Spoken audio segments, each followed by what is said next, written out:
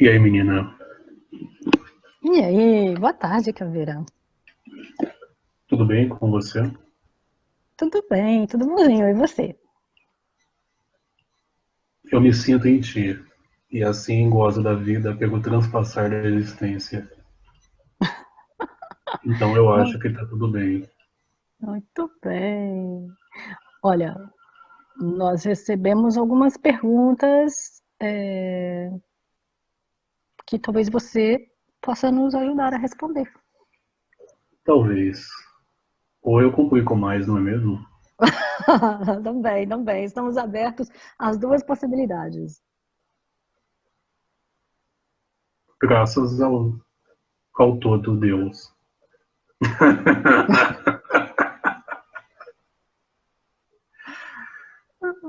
Enfim, por favor. Então vamos lá. Primeira pergunta.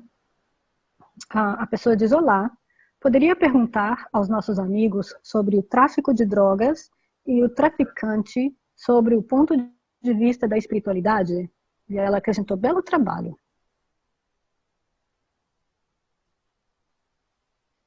O que dá abertura ao tráfico? Vamos olhar para 1920, 1925, durante a Lei Seca.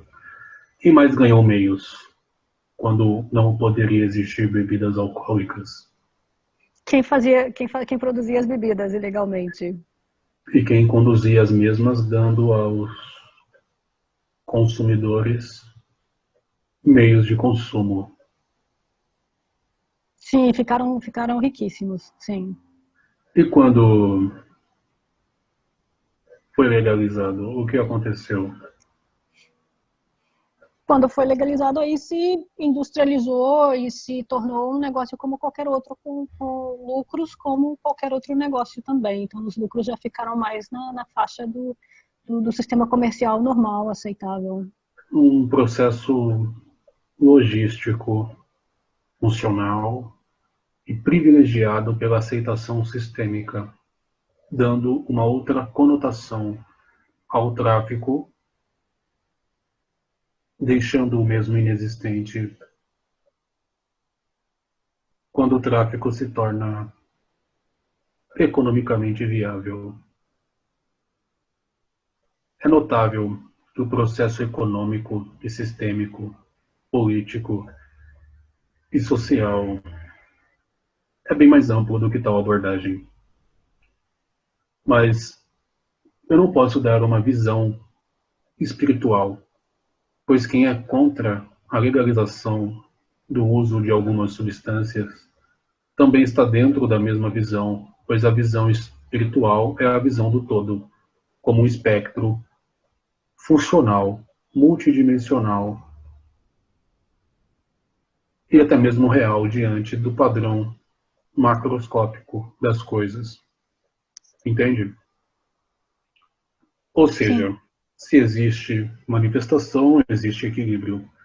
Se existe um certo padrão desenvolvendo bilhões e bilhões de meios, até mesmo a quem vai contra o mesmo processo publicamente, mas internamente apenas usa isso como um subterfúgio de enriquecimento, aonde o mesmo processo contra o tráfico, na verdade, é uma máquina de fazer dinheiro.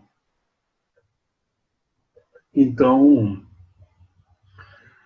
eu não me submeto a dizer que algo é bom ou ruim, eu me submeto a dizer que as coisas são funcionais e se manifestam diante das experiências aclamadas pelos observadores, podemos dizer assim.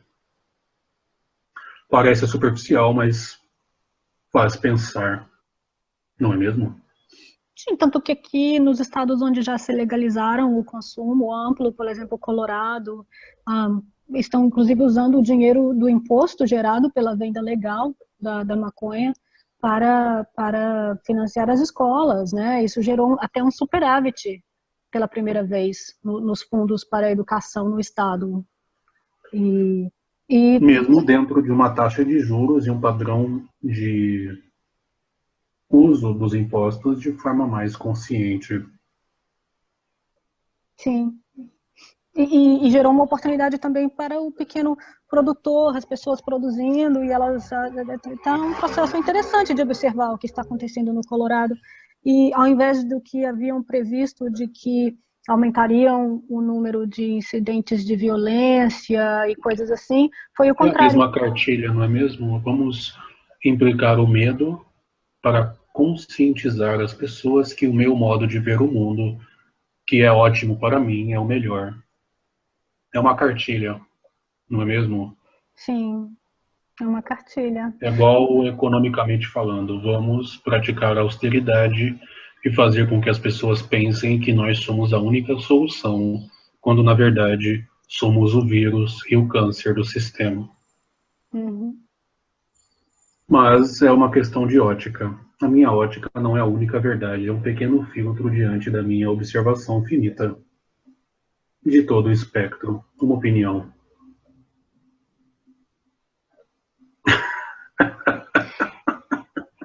E a sua visão sobre o tráfico de drogas desse ponto de vista desse processo em que a gente cria processos altamente contrativos numa sociedade, né, um certo horário de trabalho, um certo horário para se fazer as coisas, a demanda da produção sempre mais e mais e mais, níveis mais altos de produção, se a sua cota no mês passado era gerar tanto de vendas para a empresa, se você chegou nessa cota, agora a sua cota vai ser maior, você tem que estar sempre fazendo mais, mais e mais, e aí se proíbe a qualquer coisa que possa dar uma sensação de expansão a esse indivíduo.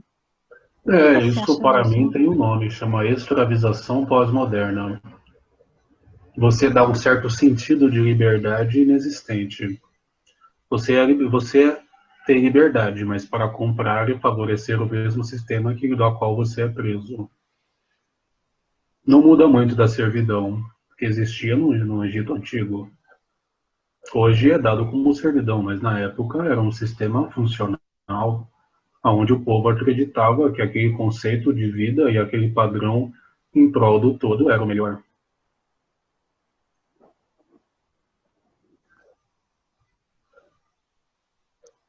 Agora, dando mais entonação a esse processo, nada mais é do que o que as pessoas clamam internamente. Mas as coisas estão mudando. Podemos realizar um diálogo sobre exatamente esse tema. A escravização dos conceitos dentro de um certo padrão de liberdade, aonde eu sou feliz porque você me deixa fazer algo. Então eu sou eternamente grato a você, sistema. E qualquer pessoa que vá contra esse princípio é um maluco, liberalista, libertário. Não que os liberalistas e libertários estejam certos em sua totalidade, e nem que o fato de ir contra é algo adequado. É apenas um respeito sobre a manifestação do que o próprio livre-arbítrio clama, individualmente e coletivamente. Quando eu estou dentro desse contexto, eu posso colocar o problema fora de mim. E quando o problema está fora, eu posso apontar dedos e me sentir confortável dentro dos viés dos escravos do sistema. Quando eu digo sistema, eu digo um sistema de funcionamento psiônico, dentro de um padrão de formatação da realidade a qual todos nós estamos introduzidos, não é mesmo? Mas estar introduzido não quer dizer que você precisa voluntariamente colocar as amarras e ficar preso numa parede apenas comendo e soltando fezes, que com todo respeito é o que ocorre. No caso, a comida é o consumo e a fezes é os dejetos sobre a falta de funcionalidade do que eu já consumi. Não me traz paz.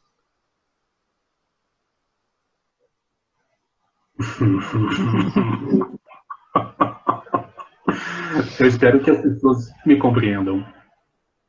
Se não me compreender, eu também não estou nem aí, porém, diante da minha vontade de viver e diante do que me faz bem, eu estou totalmente aberto a todo tipo de pergunta e todo tipo de opinião. Não pelas pessoas, mas por mim. E me amando, eu amo a todos, porque o eu está em cada um de todos que me compreendem ou não.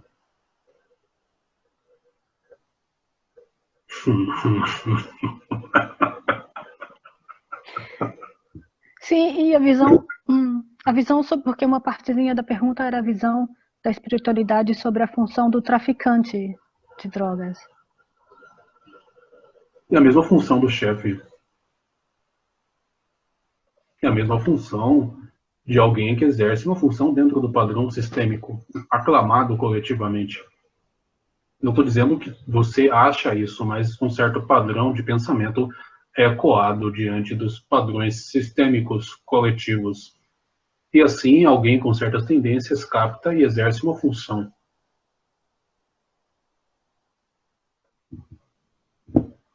Sim, porque afinal de contas é a proibição que gera a função do traficante. Se não houvesse a proibição, o traficante seria um comerciante, um chefe. E só há proibição porque sistemicamente, dentro de um processo democrático, é o que ocorre intuitivamente, longe de qualquer raciocínio. Então, quanto mais consciência divagada, menos necessidade de tal aspecto ou processo funcional se manifesta. Sim, principalmente ao se ver que nos lugares onde houve a liberação, as coisas o que estavam dizendo que ia acontecer, e a desestruturação que estavam previstas, aquele medo todo, nada disso aconteceu. Aliás, o índice de violência caiu. Quem estrutura não é o Estado. Quem estrutura é quem faz parte da estrutura, são os integrantes. O Estado é apenas um manifesto diante de tal estrutura, dentro de uma ilusão de ordem.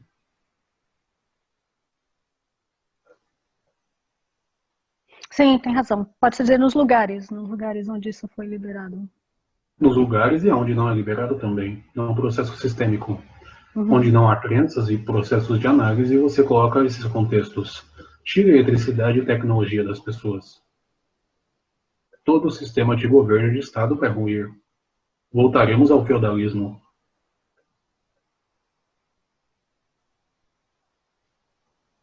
Eu me limito a dizer em umas 3 semanas.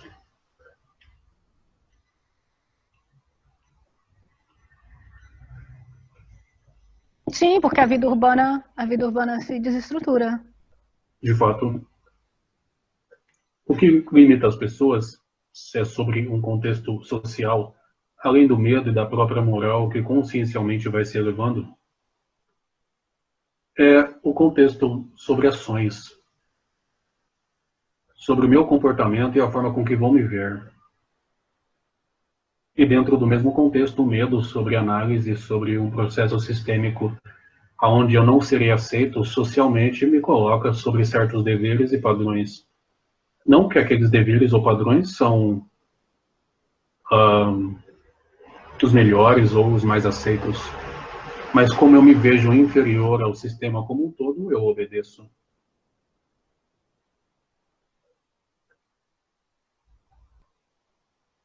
Humanos são humanos, e eu posso falar desses contextos abertos sobre qualquer civilização ou Estado, seja uma nação desenvolvida ou supostamente desenvolvida, como os Estados Unidos ou o Brasil, ou qualquer Estado ou país europeu, asiático, africano. Evidente que dando amplitude, entrando na raiz de cada questão, eu tenho que analisar sobre os contextos, sobre influências no comportamento e nos padrões de certas egrégoras ou ecossistemas finitos. Compreende? Sim. Eu acho que ficou respondido. O que você acha? Ficou gostoso. Ficou gostoso. Mas se continua a dúvida ou se a pessoa quer falar de detalhes... Não respondeu o que ela queria ouvir. É evidente. Mas estamos aqui. Sim, talvez porque falte fazer uma pergunta fundamental, que é para que serve? Para que servem as coisas, né? Exato, eu respondi para que serve. Sim. Mas a gente segue conversando. Se ficou dúvida, contata a gente de novo, a gente segue conversando. Vamos abrir essa caixinha. Eu não estou projetando as reais intenções diante de tal afirmação ou pergunta. Eu apenas estou dizendo que diante da minha percepção a resposta não se finda, não dá uma resposta finita a isso, e sim uma abordagem a todo o espectro. É como se fosse um índice sobre um determinado tema. Iremos abordar em breve. Mas como eu tendo a dar spoilers, eu falei aqui 25 minutos sobre tal tema.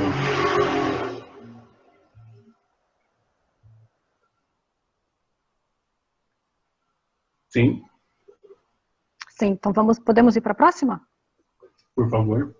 Então a próxima é: gostaria de saber se Yeshua, Jesus Cristo, realmente passou alguma dor física quando esteve encarnado. Eu não sei. Eu vou perguntar para ele.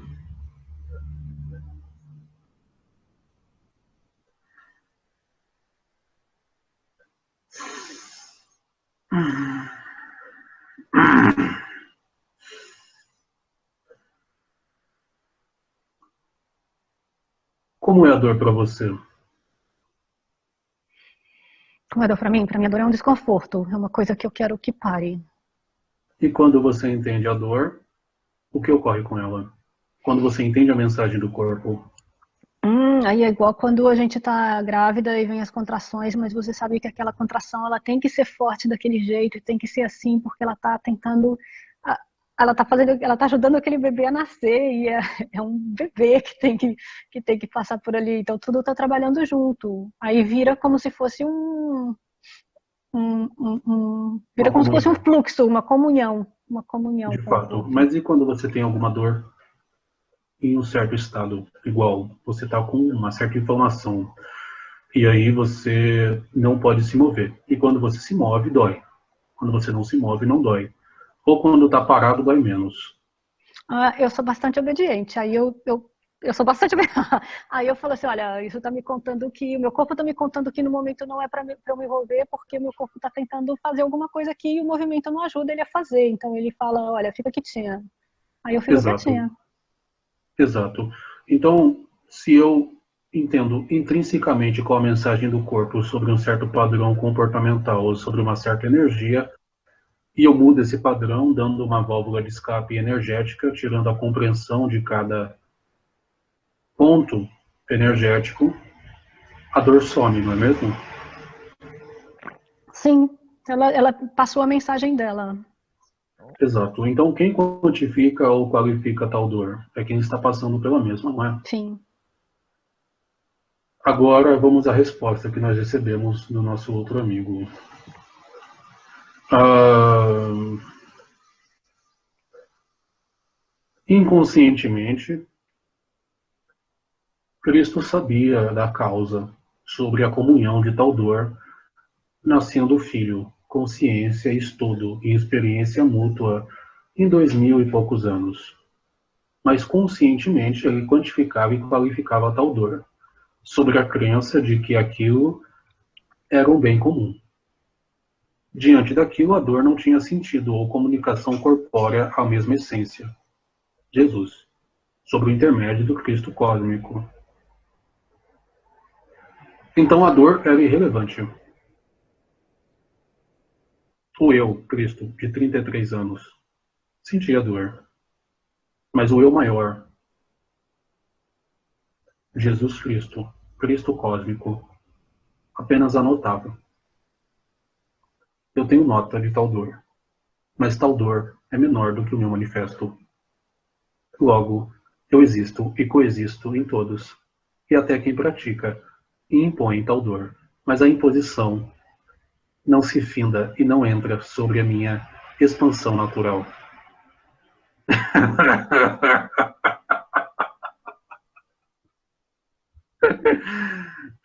Compreendeu? Sim, acho que ficou bonito. É, no mínimo interessante. Se eu falasse diferente, eu poderia ser apedrejado. Mas aí você ia lidar com essa dor, assim, melhor também, né? É uma piada. Quem não tiver pecados, que atire a primeira pedra. E eu me ajoelho diante de tal função. Sim.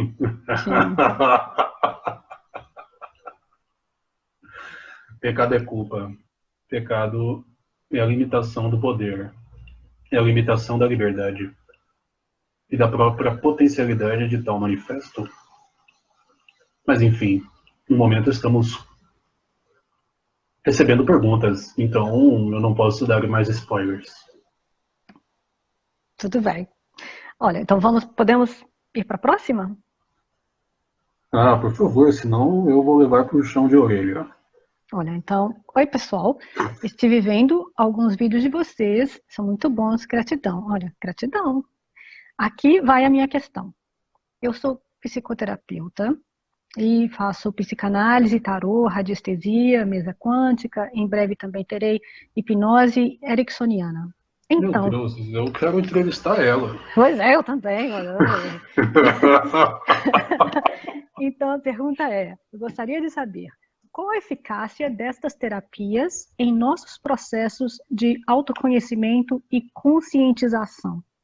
Onde efetivamente estes processos energéticos atuam e em quais campos? Como isso nos afeta positiva e negativamente? Bom, aí depois ela tem uma pergunta que é específica sobre as mesas quânticas, então vamos parar por aqui e aí eu faço outra pergunta depois. Sim.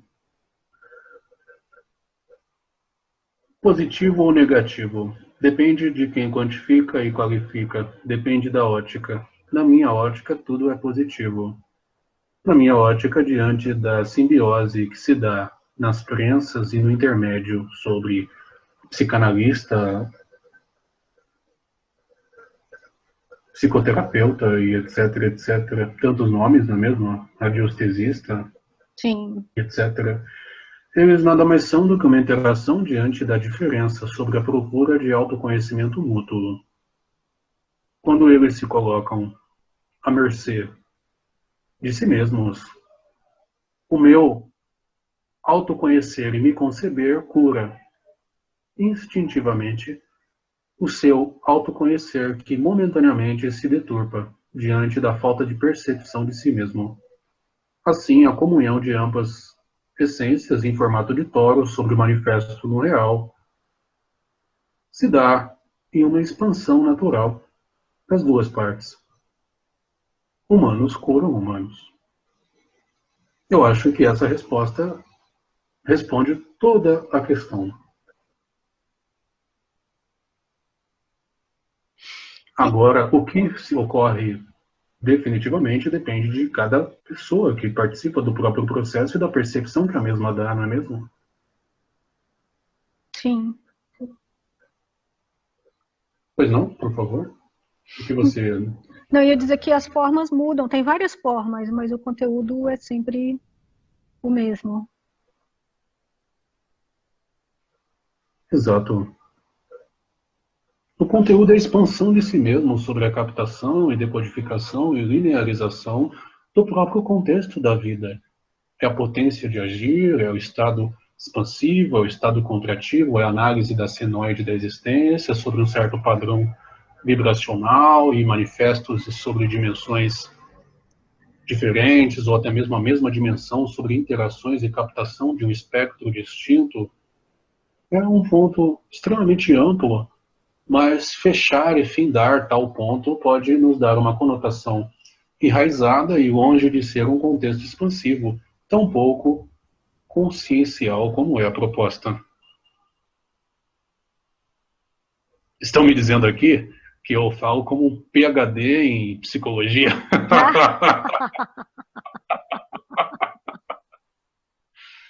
Apenas uma brincadeira para quebrar o gelo. Olha, mas a No pergunta fundo, eu veio sou um de uma... traficante de ideias.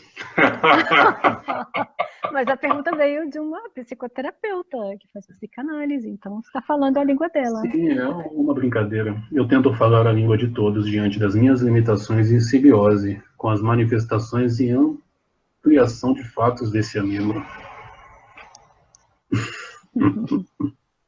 Mas, enfim, podemos ir à próxima. Sim, a próxima é sobre... Eu não sei bem o que é uma mesa quântica, mas ela se refere à mesa quântica. As mesas quânticas, através da radiestesia, junto com a apometria, têm realmente o poder de alterar o código DNA, ou desfazer processos espirituais complexos de magia negra que envolvem magos negros? No futuro nós iremos abordar esse tema mago negro. No momento vamos tratar apenas como magos, tudo bem? Tudo bem, coleguinhas. Diante de tal expressão, a manifestação do DNA nada mais é do que uma expressão de um contexto psiônico sobre determinada função em um determinado lapso de tempo para manifestação e autoconhecimento mútuo. Ok? Ok. Diante disso, através da radiestesia, que é um processo dentro das ondas de rádio e manifesto sobre a comunicação do mesmo espectro, das mesmas ondas, sobre o torus individual de cada célula ou cada manifesto de partícula elementar da existência, seguimos ao contexto de comunicação entre os mesmos princípios. Diante disso, junto com a apometria, que nada mais é do que uma comunicação sobre contextos existenciais e interpretações de fatos, influenciando crenças e manifestações sobre o estado atual de cada ser, sobre a reprogramação em comunicação de cada torus ou de cada fato e manifesto, no agora, sobre a influência e manipulação da mesma energia psiônica que é intrinsecamente ligada a tudo isso. Ou seja, eu manifesto a realidade.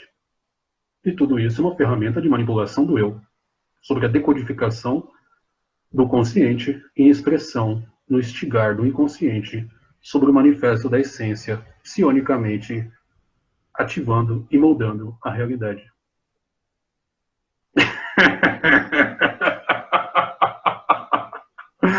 Tranca-rua disse que se não entendeu, ouve de novo. Mas então a minha pergunta, deixa eu ver se eu consegui entender. Então, tudo isso, essas são ferramentas para se alterar de maneira relativamente permanente o estado vibracional da pessoa.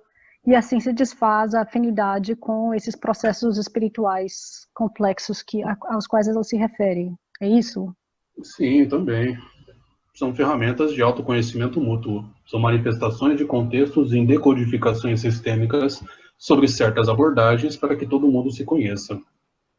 Pois, querendo ou não, durante uma sessão de apometria, a pessoa que recebe a condição e que faz o processo a si mesmo como a constelação familiar, dá uma proposta em um contexto de se entender e aprender sobre a simbiose energética que ocorre naquele contexto. Assim, eu trato o meu lado sombra, assim como desperto o seu lado luz, diante de um entendimento de todos, inclusive das entidades que dão aporte e suporte àquilo. E por que isso desfaz processos espirituais complexos de magia negra? Pela afinidade, se eu não nutro mais uma realidade diante de um nó de crenças ou de uma interpretação de um fato do passado, eu não tenho mais afinidade diante de um contexto que alguns dão como magia negra.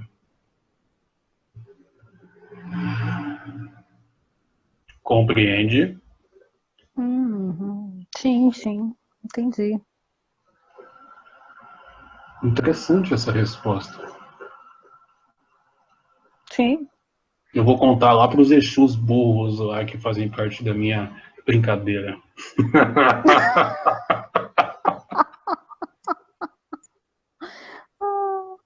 Mas a mesa quântica está sendo apenas um instrumento. Sim. A meditação poderia ter o mesmo resultado. Sim.